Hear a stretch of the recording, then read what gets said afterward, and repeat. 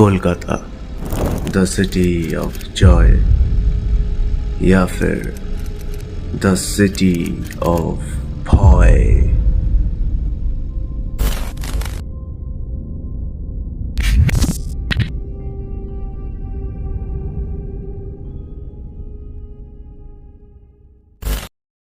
देखो, आजकल तो हर हॉन्टेड स्टोरी सोशल मीडिया पे पोस्ट होने से पहले ही रियल बन जाते हैं। लेकिन आज मैं तुम लोगों को कुछ नहीं बोलूँगा। अब तुम्हारे ऊपर है कि तुम इसको असली मानोगे या नहीं। अब ज़्यादा हेवी हो गया क्या? कोई बात नहीं, स्विच टू लाइट मोड। और ये पूरा का पूरा जो लोचा है वो स्टार्ट होता है जब हम, यानी कि मैं, हिमाद्री, अभिजीत, मेघा, कृति एंड स्नेहा, हम 6 एक घिसा पिटा क्रिसमस प्लान डिसाइड करते हैं। एंड ये पूरा का पूरा स्टोरी बेस्ड है कोलकाता, यानी मेरे होम टाउन पे। कोलकाता एंड क्रिसमस दोनों को साथ में जोड़ दो तो एक ही परिणाम निकलता है, वो है पार्क स्ट्रीट। तो हम लोगों ने डिसाइड किया कि यार हर साल हम लोग सिर्फ पार्क स्ट्रीट जाते हैं, तो इस साल हम लोग पूरा प्लान को ऑडिटर करते हैं। तो हम लोग सबसे पहले गए विक्टोरिया मेमोरियल। और अगर आप लोगों को नहीं पता तो विक्टोरिया मेमोरियल पहले से ही बदनाम है हॉन्टेड चीजों के लिए। लेकिन हम जैसे नौजवानों को विक्टोरिया मेमोरियल जाके भूतों से नहीं, कपल से डर लगता है जो इधर उधर जहां से निकल आते हैं। एंड उनके डर से मेरे बैग में हमेशा एक चप्पल रेडी रहती, जब भी दिखाई दे फेंक के मारूं। फिर इसके बाद हम लोग विक्टोरिया मेमोरियल के सामने बैठे, हमने पिकनिक शिकनिक किया और हम लोग बात कर रहे थे कि किसकी बंदी ने किसके गले पे कुत्ते का पट्टा बांधा हुआ है और किसका बंदा किसको धोखा दे रहा है। ये सब हम लोगों ने बात की थोड़ी देर। और हमारे ग्रुप के ऑफिशियल फोटोग्राफर वीडियोग्राफर यानी कि मैं और हिमाद्री, हम लोग हमारे काम पे लग गए।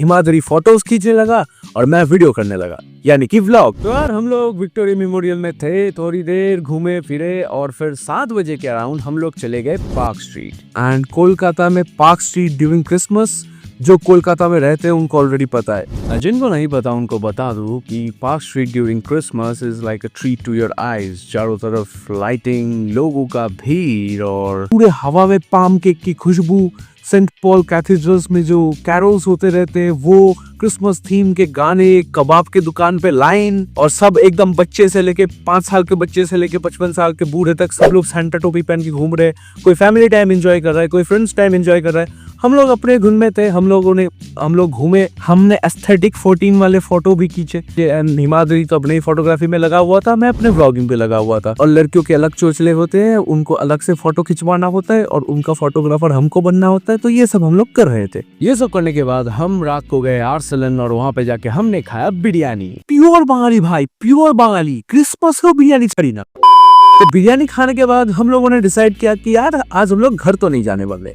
तो वहाँ पे नियरेस्ट घर जिसका था वो है अभी, यानी कि अभिजीत का घर पार्क स्ट्रीट में ही था। तो हम सब लोग अभिजीत के घर पे चले गए। एंड अभिजीत के पेरेंट्स पे नहीं थे, वो शिलीगुड़ी गए हुए थे। तो हमने मौके का फायदा उठाया, घर पे फोन किया, उसके घर पे रुक गए।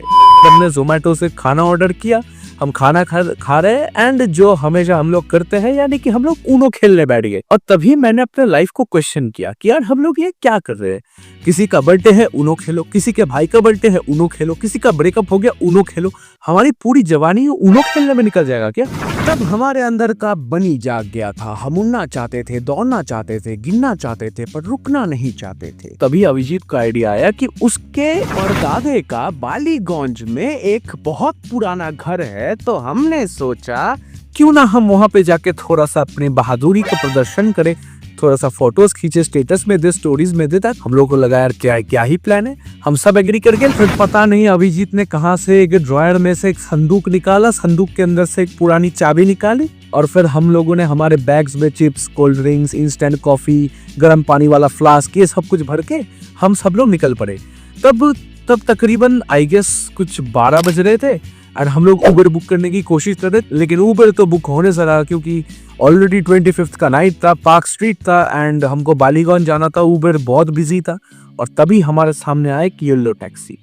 एंड एक टैक्सी में 6 जन घुस के बैठना, वो एक अपने आप में एक स्ट्रगल है। और फिर हम टैक्सी में बैठ के चल दिए और अभिजीत सामने बैठा क्योंकि उसके दादाजी का घर है, उसको पता कहाँ पे है, हमको तो नहीं पता। तो वो सामने बैठा है, वो डायरेक्शन बता रहा है। और फिर उस बंदे ने जो थोड़ा और बस आ गया करके जिस गली के अंदर से जितनी दूर लेके गया है ना, मैं और हिमाद्री जो हमारे ग्रुप के जीपीएस है, जिनको सारे रास्ते पता होते हैं कोलकाता के, हमारा भी जीपीएस बंद हो गया। फिर हम उतरे उस घर के सामने। घर था पूरा भूत वाला, टूटी खिड़की मकड़ी का जाला, लेकिन हम लोग बहुत बहादुर थे। मतलब कैसे बताऊं मैं पूरा घर का डिस्क्रिप्शन। मतलब वो जो पुराना वो घर होता है ना ब्रिटिश स्टाइल का, वो कॉलोनियल स्टाइल का बिल्डिंग, एंड बिल्डिंग का कुछ नहीं दिख रहा था। सिर्फ इतना पता था कि ये गार्डन है, पीछे एक घर है एंड एक गेट है, बस इतना दिख रहा था। एंड पूरा चारों तरफ एकदम फॉग ही फॉग है, एंड घर के बैकग्राउंड से एक ऐसा लाइट आ रहा है। और फिर वो टैक्सी वाला चला गया और हम लोग घर के बाहर खड़े हैं। तो तब अभिजीत बोलता है कि भाई चलो चलते अंदर।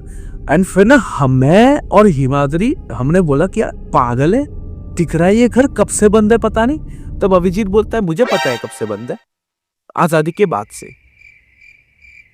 हम लोग आजादी के बाद से बंद घर में जा रहे थे, तब रात के ऑलमोस्ट 1 बजने वाले थे। एंड आई डोंट नो, तब हमको भी बहुत ज्यादा सेंस लगा इस बात में कि हमको जाना चाहिए, कुछ क्रेजी करना चाहिए जिंदगी में ताकि ये नाइट मेमोरेबल हो।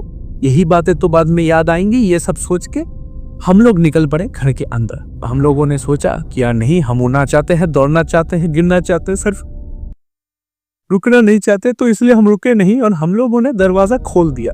हम लोग अंदर चले गए। You won't believe me when I say this, but अंदर इतना ज्यादा साफ सुथरा था ना, जैसे कि हमारे आने से पहले ही किसी ने पोछा मारा हो यार। एक घर जो आजादी के टाइम से बंद है, उसका टेबल, चेयर, उसका पूरा का पूरा फ्लोर इतना ज्यादा क्लीन कैसे हो सकता है? तो हमारे ग्रुप में सबको ऐसा लगा कि भूत है। और जो लड़कियां हैं वो तो कंफर्म ही थी कि ये भूत है ही है। लेकिन मैं वो बंदा हूं जो हर रोज हनुमान चालीसा पाठ करता है, ठीक है। जय हनुमान ज्ञान गुण सागर, जय कपीसति लोक उजागर। तो मुझे डर भूतों से नहीं लग रहा था, मुझे डर ये था कि क्या पता ये गंजेरी नशेरियों का कोई अड्डा हो, कोई ड्रग माफिया कुछ हो और हम लोग जिंदा ना लौटे, या फिर कल सुबह हमको पुलिस स्टेशन में जाना पड़े। और हम पहले से अंडर एज है यार, 11th स्टैंडर्ड में पढ़ते हैं, तो मुझे अलग टेंशन था। इसीलिए मैंने फोन निकाल लिया, मैंने व्लॉगिंग चालू कर दिया। कंटेंट का कंटेंट, प्रूफ का प्रूफ, एविडेंस का एविडेंस, सब कुछ एक साथ।